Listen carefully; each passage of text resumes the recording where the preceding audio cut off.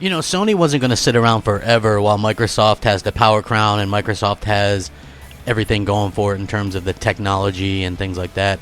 And now they've actually started to file some patents, very much PS5 stuff, and usually you do this when you're closing in on something. So I do think that this is going to be something where they're actually going to do their best to, you know, kind of emulate what Microsoft has done in terms of power and ability and things like that. So you know, it's going to be an interesting video for sure. Thank you guys for checking it out. I appreciate it. Please hit that like, share, and subscribe button because that helps out the channel and it means a lot to me personally. Thank you guys so much for always continuing to rock out with me. It really does mean the world. Hit that bell if you wouldn't mind, because it notifies people of the content as soon as it drops, and that's very important. So thank you guys so much.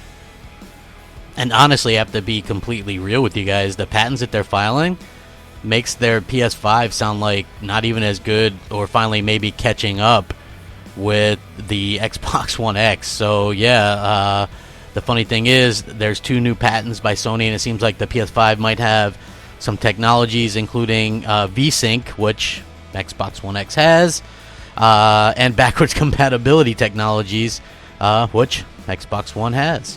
A patent filed in May of 2018 and approved a little over a week ago suggests that Sony is working on technology that combines hardware and software sides of the process to achieve better frame rates.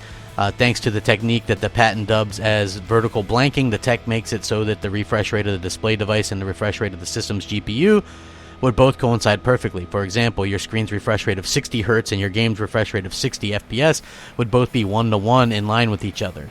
It reads, if the frame rate of the original graphics content, the rate at which a new source frames are drawn to the frame buffer by the GPU is perfectly in sync with the refresh rate of the display, each new source frame drawn to the frame buffer by the GPU would correspond 1-to-1. So it's basically saying, hey, this stuff's going to be 1-to-1, and it's very interesting to say the least.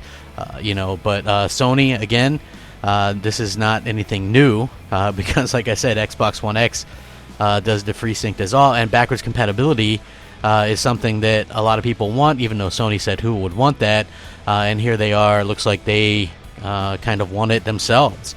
You know, according to a separate patent which was recently updated by Sony, the PlayStation 5 might be looking to replace the concept of remasters by inherently having the ability to play remastered versions of older PlayStation games through emulation.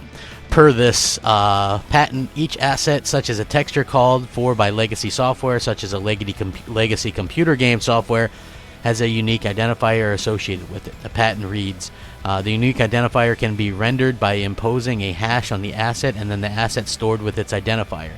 So it basically sounds like they want the PlayStation 5 to do things that the Xbox One X already does. Yeah.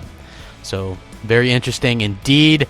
And also very interesting that they would maybe finally be catching up to what the Xbox One X does.